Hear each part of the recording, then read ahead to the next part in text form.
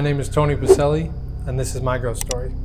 My story is a little bit different than a lot of people's because I actually developed what I would call an obsession with ghosts from a young age without ever seeing one or having any experiences.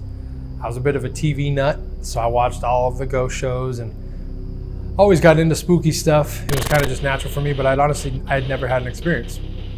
And that's when I got into ghost hunting and started, building groups and going out to cemeteries and all these different things. And we'd get EVPs and there'd be some, somewhat weird things, but nothing that was ever definitively like, oh my gosh, I just saw a ghost. There was never that moment for me. And it's kind of ironic because even when I started Ogden Paranormal, I still hadn't seen a ghost.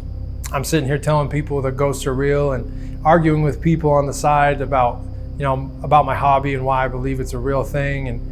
And I still hadn't even seen one. I had just heard EVPs and believed other people's stories. With that being said, I obviously wanted to seek out the most paranormal spot I could find. And that's where the Queen Mary came into my mind.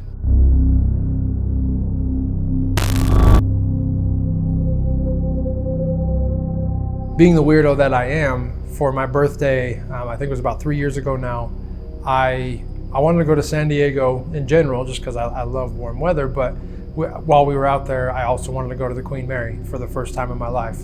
And it was a little bit of a drive, but we made sure to book it as well and make it a part of our trip because that was really what I was most excited for. And the cool thing with the Queen Mary is it's a really interactive ship. It's obviously it's still a hotel, but they have a lot of different museums on board and interactive things you can go and do. So you have to pay a fee to get on the ship, and then you have to choose two of the interactive things to do.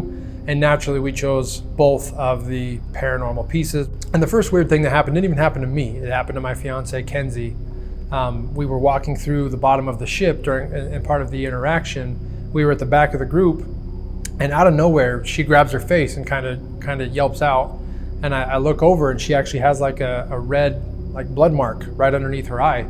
She said it felt like something had been thrown at her, metallic. And she had a red mark on her face, a pretty significant red mark.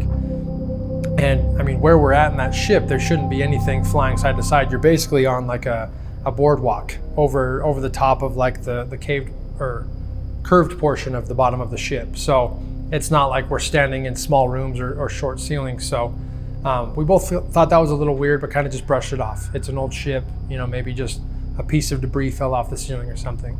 So as we exit the haunted attraction, they took us up to the front portion of the ship.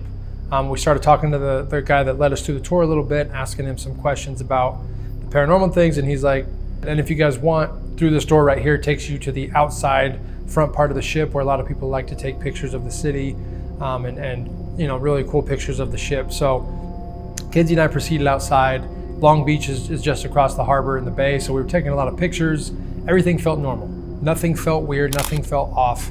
And we were the only ones out there, which is weird because that ship was very busy that day. And after about 15, 20 minutes of taking pictures and hanging out outside, we decided to venture back in and go try to see one of those interactive shows that they have in some of the rooms. As we came upon the hallway we were about to walk down, there was an exhibit off to the right-hand side. So I glanced over. Me and Kenzie were talking about what was inside of the display case. And as I looked back up, I was in front of Kenzie in that hallway, and I distinctly remember it was truly like I was looking through almost a portal. It was like my vision just went and it became a tunnel I was staring into. And in the doorway that was about 15 feet in front of me, I saw what I believe to be a 1940s soldier walk from right to left, and he went right through the wall. He wasn't in the doorway, he went through a wall. He was wearing tan khakis, a tan short sleeve dress shirt with rolled up sleeves. He had that army hat that was only on the very top with jet black hair and black shiny shoes. I still remember it vividly. And I remember as soon as I snapped out of it, I immediately turned to Kenzie and I said, "Did you just see that guy?" And she had no idea what I was talking about because she hadn't been looking up.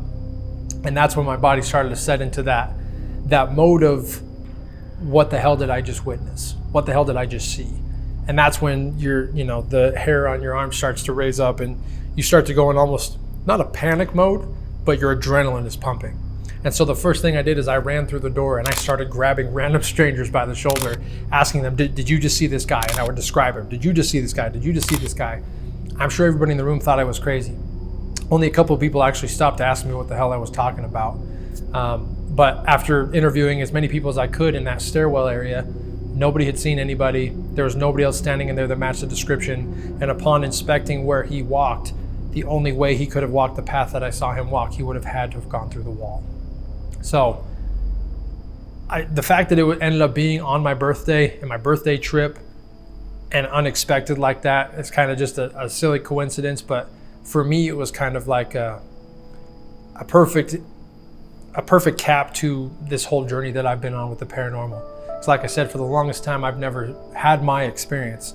I just had, minor experiences or witnessed other people have experiences that I tried to share to help people believe in what I was chasing.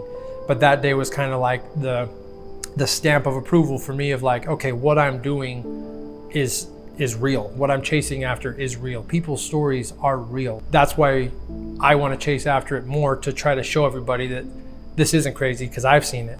And I think that day for me was kind of that aha moment of keep chasing and keep pushing towards what you're going after, because there is something there that needs to be studied further, well beyond just the gimmicky TV shows and stuff like that. So, that's my ghost story in a nutshell.